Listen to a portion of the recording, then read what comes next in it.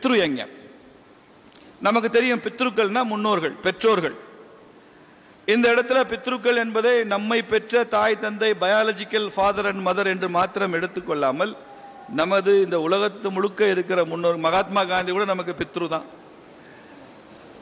விவேகானந்தர் கூட நமக்கு பித்ரு தான், அப்படி எடுத்துக்கலாம். இந்த உலகத்திற்கு வழிகாட்டி சென்றவர்கள் எல்லோரும் நமக்கு பித்ருக்கள் தான்.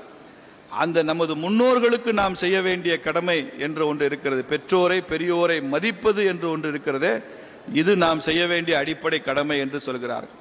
அம்மாவும் அப்பாவையும் தெய்வமாக கொண்டாடுகிற ஒரு நாடு இது. அன்னையும் பிதாவும் முன்னறி தெய்வம் என்று சொல்கிறோம். மாத்ரு தேவோ பவ, பித்ரு தேவோ பவ என்றெல்லாம் நாம் சொல்றோம். இந்தியாவின் எல்லா மொழிகளிலும் இருக்குது. மொழிதான் மாறுபடுமே தவிர இந்தியாவில் வழிமுறைகள் மாறுபடாது, நெறிமுறைகள் மாறுபடாது.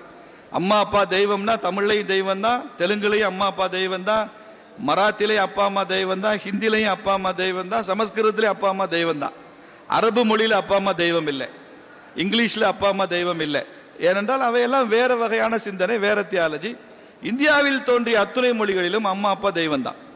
அப்போ இதெல்லாம் value system, they carry the same value system.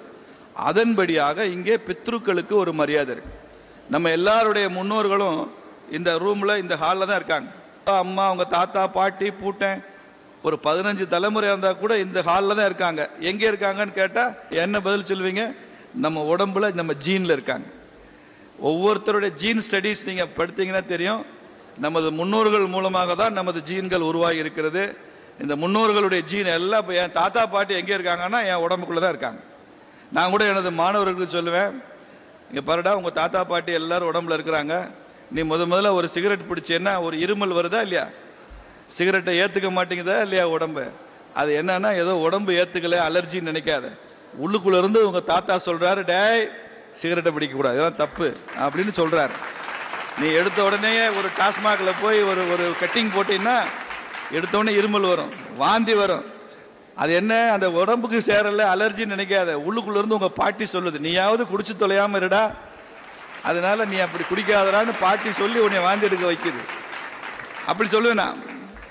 அந்த மாதிரி அவர்கள் உடம்புக்குள்ளேயே அந்த முன்னோர்கள் இருக்கிறார்கள் என்பதை நாம் புரிந்து கொண்டு அந்த பித்ருக்களுக்கு செய்ய வேண்டியதை செய்யணும். இது வெறும் சடங்காச்சாரம் மாத்திரமல்ல, இறந்துவிட்ட முன்னோர்களுக்கு செய்வது மாத்திரமல்ல, உயிருடன் இருக்கிற பெற்றோர்கள் பெரியோர்களுக்கும் நாம் செய்ய வேண்டிய மரியாதையை, சேவையை அதை செய்ய வேண்டும் என்பதுதான் பித்ருக்களுக்கு செய்கிற காரியம். நீங்க யக்ஷ பிரசன்னம்னு மகாபாரதத்தில் ஒரு இடம் வரும். யக்ஷன் அந்த நச்சு பொய்கையில தண்ணீர் குடித்து